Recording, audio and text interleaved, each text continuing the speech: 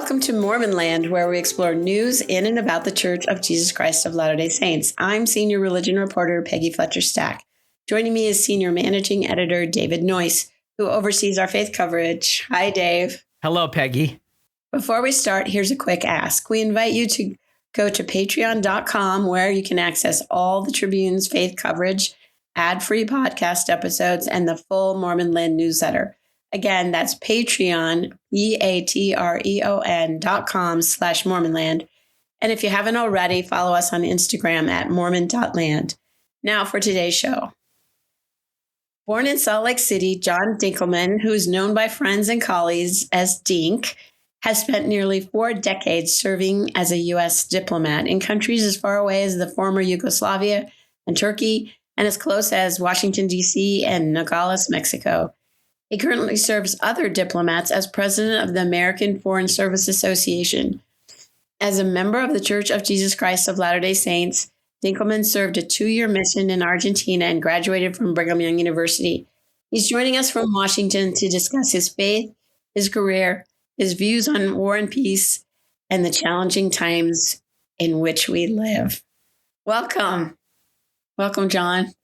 Well, thank you very much, Peggy. It's a pleasure to be here. Okay, tell us about your first overseas experience as a child. Oh, heaven's sakes. I am a military brat, and so I come from a different era than probably most of your listeners in that my earliest memories were of going to the Salt Lake airport and kissing Dad goodbye as he went off to Southeast Asia. And unlike many of my associates and friends at that time, we were lucky enough to have Dad actually come home every time he did that. And so one time at the end of his tour in Vietnam, Dad came home and announced that we would be leaving Utah and heading off to a foreign experience with a NATO installation in Turkey, of all places. And so this 12-year-old little newly minted Mormon deacon followed his mom and dad onto a plane for the first time in his life and landed in the middle of Anatolia, where my world was totally set on end. And I had the wonderful experience of going from a quarter-acre mow the lawn, damn it type situation that a kid would usually have in the Wasatch Front to an apartment in an urban setting in a city where people didn't speak English, where they prayed differently, and where life was totally set on its ear. What did you at that time think? Oh, I want to be in the Foreign Service? Oh, heavens no. At that time, I wanted to go home and go back to Channel 2, Channel 4, and Channel 5 in Salt Lake and live the life that one normally would live. But after a few months of living there and coming to recognize that while life was totally different and while the experience was something I could have never imagined, that people were people. And that there was the same social construct and the same kindnesses and the same expectations of people. And that a decent young man who was 12 years old, if he treated people nicely, could have experiences that he never dreamed of. And that began my experience with other societies, other cultures, other languages. And I figured out that maybe it wasn't bad to get out and see the world. So, John, I'm going to take you now to when you donned a white shirt and tie and found yourself in Argentina at the time of the Falklands War. Can you talk about that? Well, there were a couple different calamities that happened. Of course, there was the Falkland Islands War, and there was the fact that the LDS Church would actually scrape the bottom of the barrel and allow me to wear a shirt and a tie and put a name tag on and represent them. But I did my darndest. It was a very, very different experience for me, to say the least. After getting adjusted to being a missionary and doing the things that missionaries do, to all of a sudden have this experience that the nation was caught up in the fervor and fury of war, which I had never experienced. I could never imagine, having grown up in the relative peace of America, to see all of a sudden the bloodlust and furor of patriotism basically usurp every other aspect of individuals' lives. Even among the Latter-day Saints, I was struck by the nature of things, where a lovely ward that had taken me to its bosom all of a sudden changed when Ronald Reagan decided that he would share intelligence with Margaret Thatcher. I became a pariah. And I can certainly understand it in the fullness of times now that I am a father and a parent, that individuals who had sent their sons off to war were now faced with the conundrum of having to host some American whose country actually threatened the lives of their own child. My hat is off to them for not getting more angry or more hateful towards me as not just an emissary of the church, but an emissary of the country. So you've said in other interviews that it took a long time to get into the Foreign Service, and yes. that when you did, you didn't, quote, fit the mold. What does it take to get into the Foreign Service, and why didn't you fit the mold? What's the mold? Nowadays, things are a little different than they were in the 1980s. We often joke historically that America's diplomatic corps has been pale, male, and Yale. And while I certainly had two of those three, Brigham Young never counted as one of the coastal elite universities. And I certainly did feel that as I came in, as the big lumpy lug with a business degree from Brigham Young University, who found himself among, let's just say, the intellectual elite of political science and international relations, from schools that my mom and dad certainly couldn't afford back in the 80s. So where was your first assignment, John? My first assignment was in 1989 after a year of Serbo-Croatian language training. I was sent to Belgrade, Yugoslavia. I often remind people that you're rather old when you've served in countries that no longer exist. And such was the case with me and Yugoslavia, having arrived just a few months before the Berlin Wall fell apart.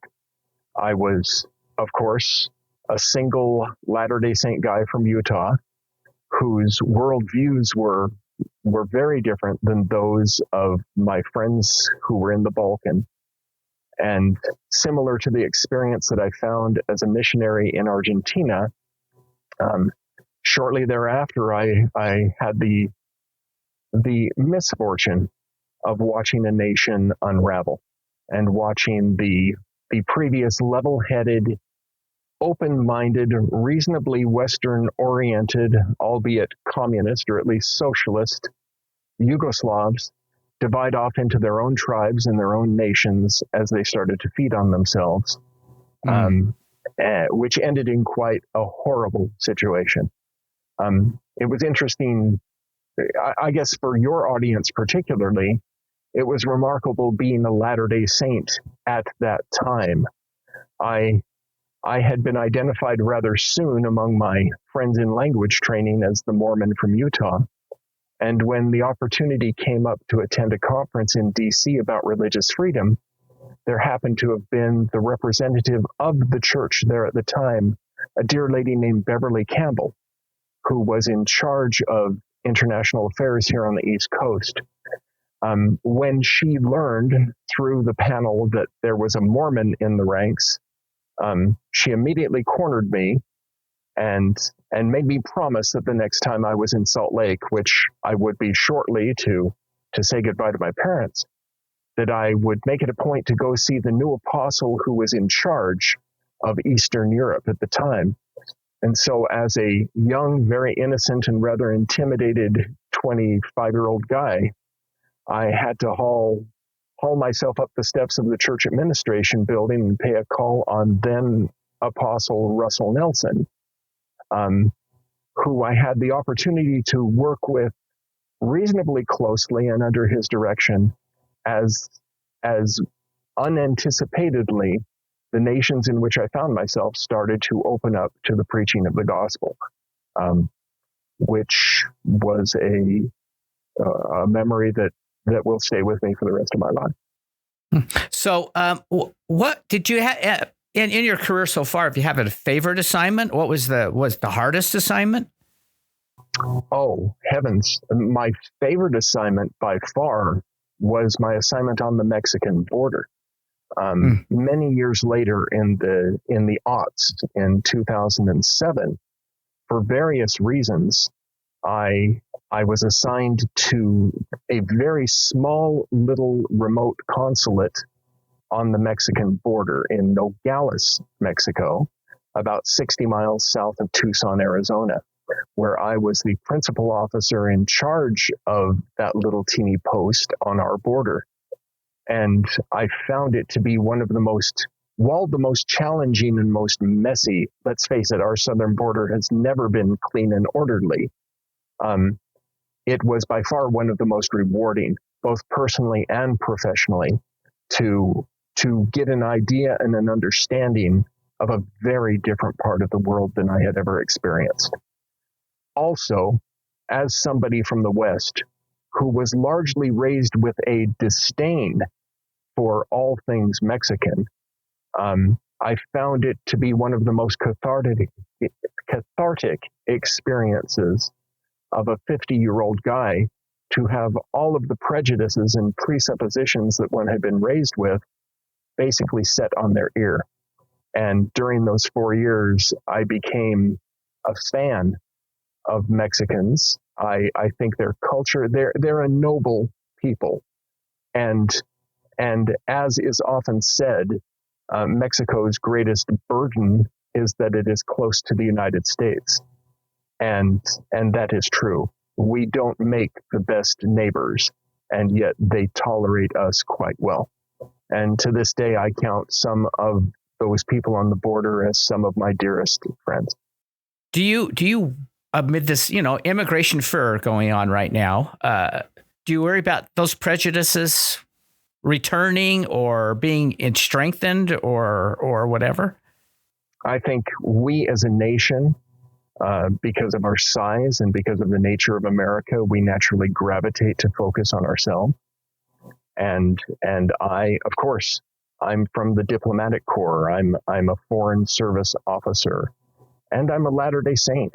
And so my natural gravitational pull is a little bit more broad than I think the majority of Americans. And so I think we as a nation are always vulnerable to focusing far too much on ourselves and not thinking more broadly. So you had a number of postings around the world.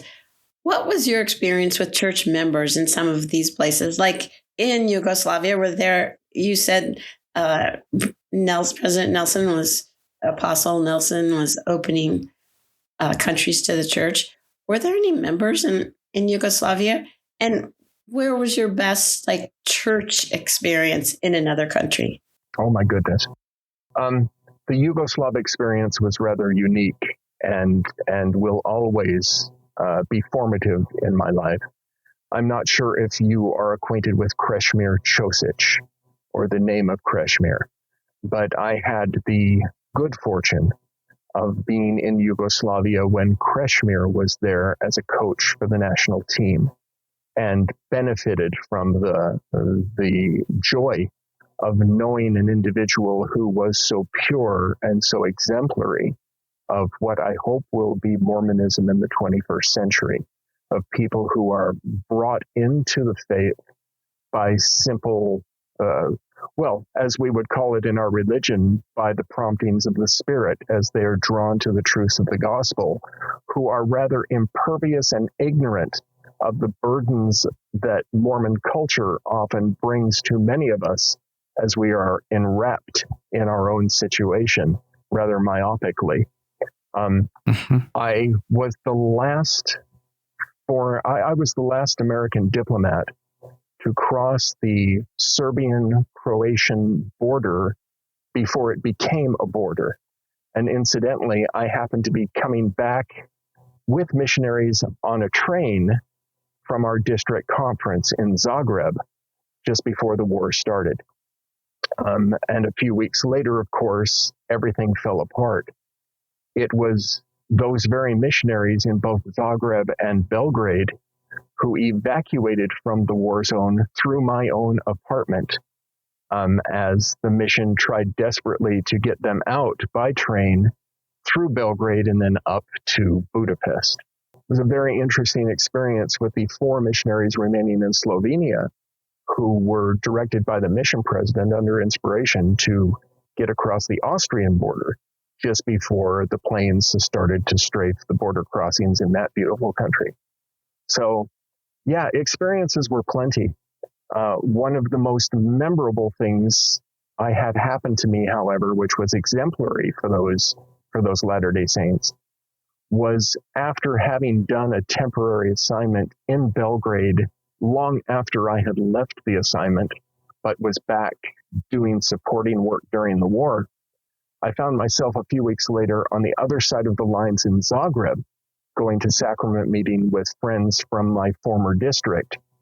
And instead of reacting negatively to the knowledge that I had just been in enemy territory, those very good Latter-day Saints were more interested in the welfare of their counterparts in the branch in Serbia.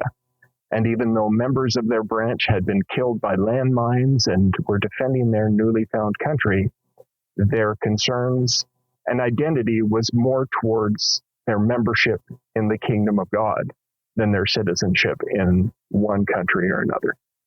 Sorry, it gets a little religious, but that's the way Mormon land would do, right?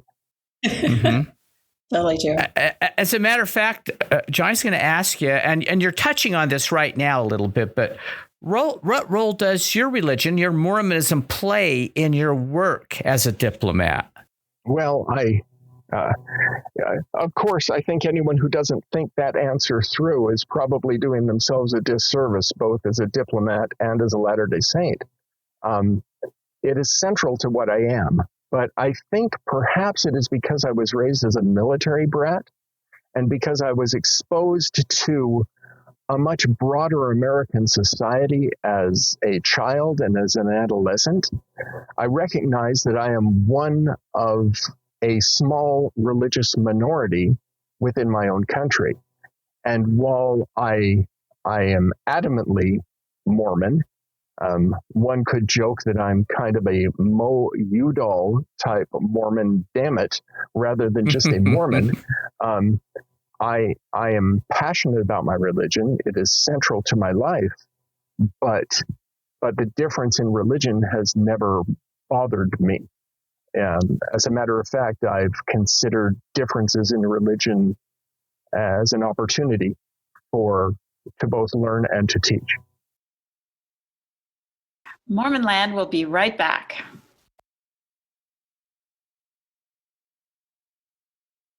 So did the church ever seek you out to use your services to solve any kind of problem like missionary visas or anything like that?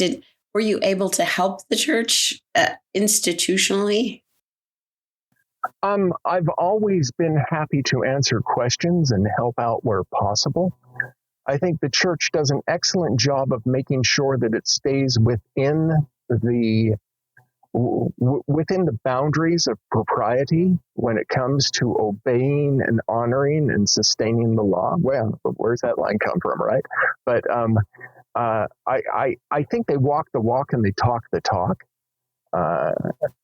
Sometimes I have to wonder whether or not they play it too safe, as a matter of fact. I can remember going on a visit to Havana about 6 or 8 years ago, where I had to go down to inspect the facility and see how we could repair. You can imagine the disrepair after so many years that we find our embassy in such a challenging location. And I had the opportunity to go to church in Havana. I can particularly remember an example from a visit to Havana.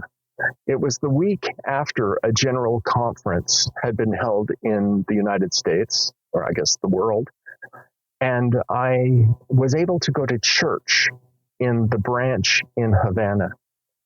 And just after the meetings had ended, I noticed the members exchanging thumb drives with one another. And I had to ask what was going on.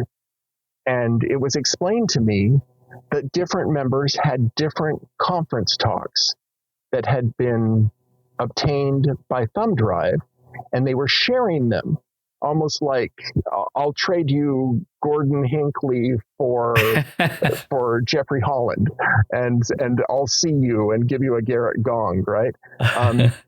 And it struck me that 7 days earlier, some Latter-day Saint in the Key West branch, 90 miles north, was doing as I would do, sitting next to his pool, drinking a Diet Coke and parsing the words of the prophets with ease and relaxation on a Sunday afternoon when he didn't have to go to church. And here these people were actually sneaking around at the risk of maybe getting arrested for having something that they shouldn't in order to practice the same religion. I think these things are good for Latter-day Saints in the United States and in other places to recognize the relative value of what it is we so easily have at hand.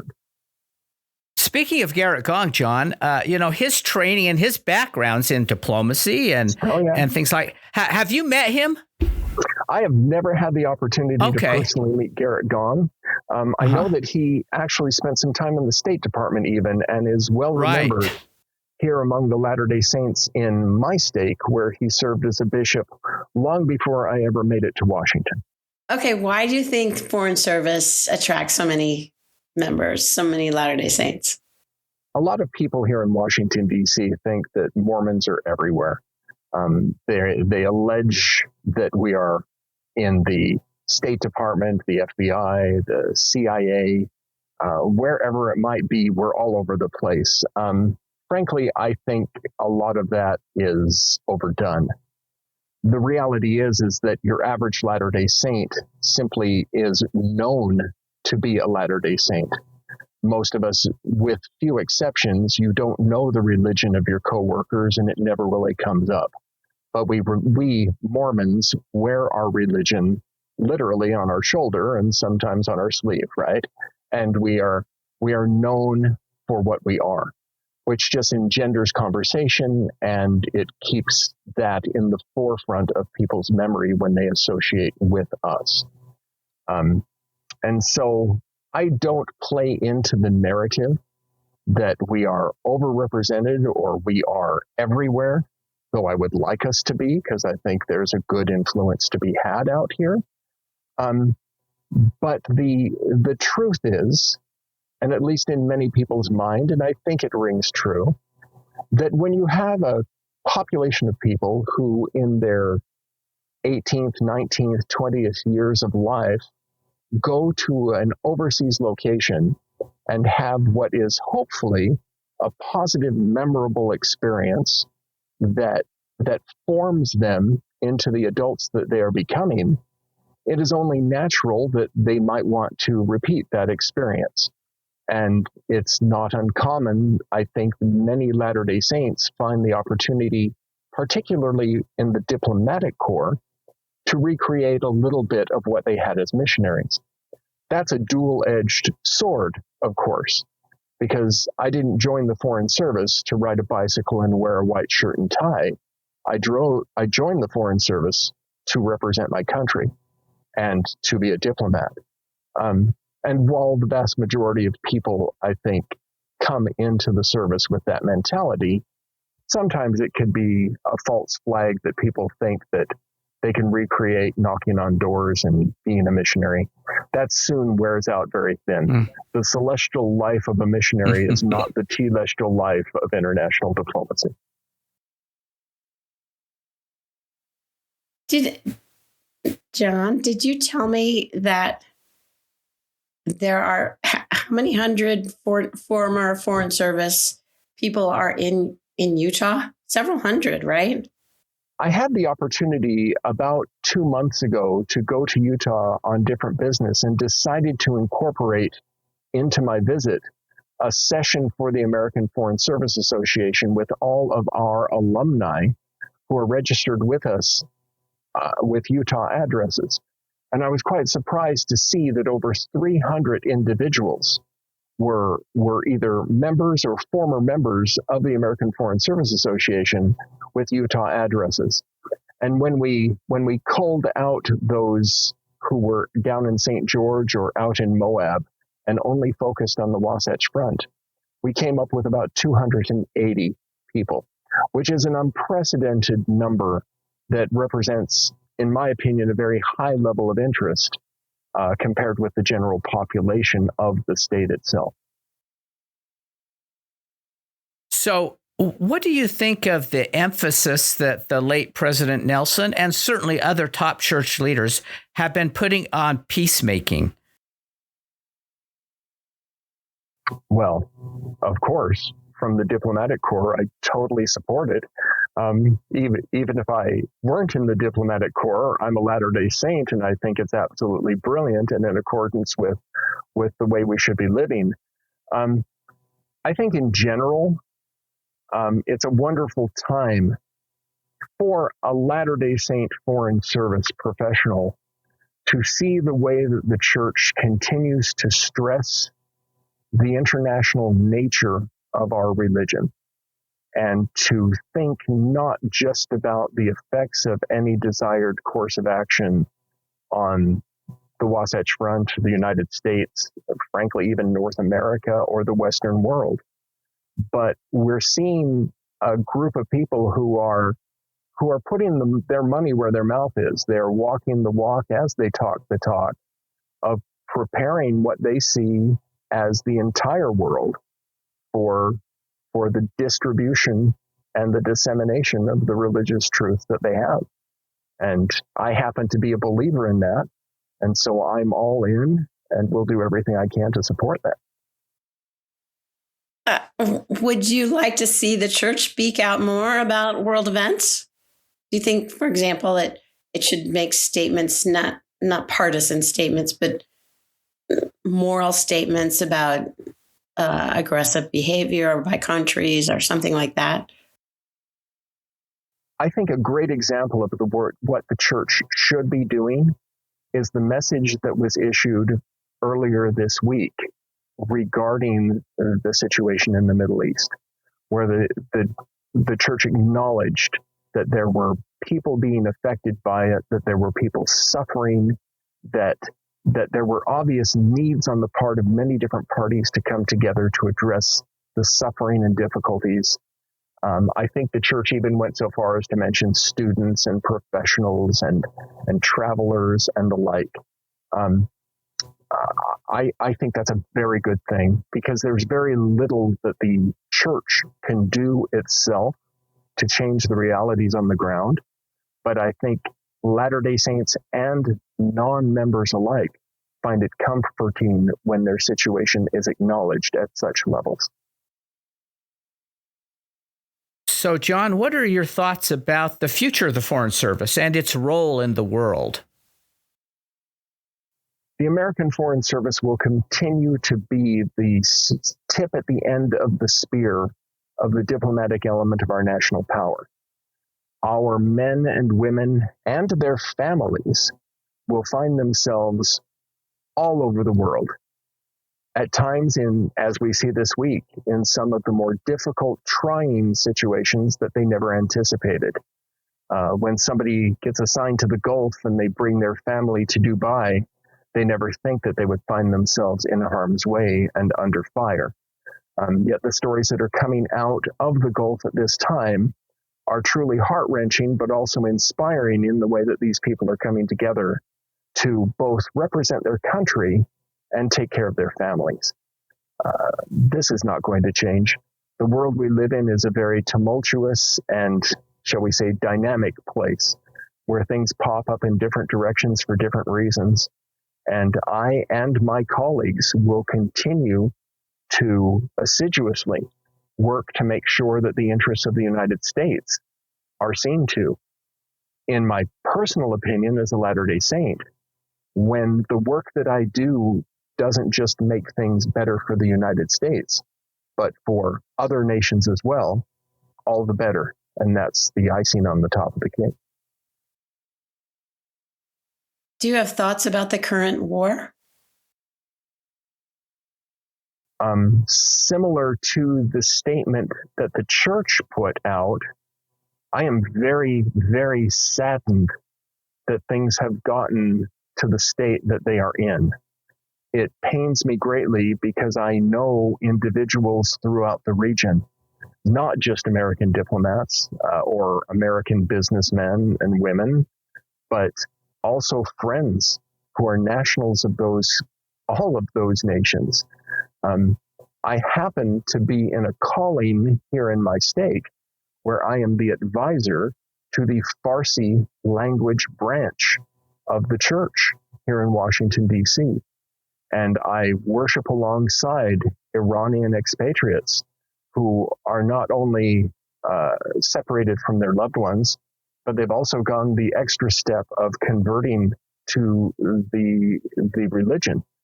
And so the complicated nature of their lives and the, dare I say it, the schizophrenic nature of their feelings of wanting so badly for their nation to be free, but also worrying about the welfare of their families, which they cannot ascertain at this point, is quite remarkable. For me, in the arc of life that it is, I am hearkened back to my first tour when we were praying for the Iron Curtain to fall. And I have to wonder whether or not the same thing is happening now in other nations of the world for other reasons, through other purposes. John Dinkelman, thanks for joining us today. Well, it's a pleasure. Thank you for having me. And thanks to Dave Noyes. Always a pleasure. And to our producer, Chris Samuels. We remind our listeners they can keep up on all the happenings in and about the church by subscribing to the Salt Lake Tribune's free Mormon Land newsletter. Just go to sltrib.com to sign up, and we'll talk again next time on Mormon Land.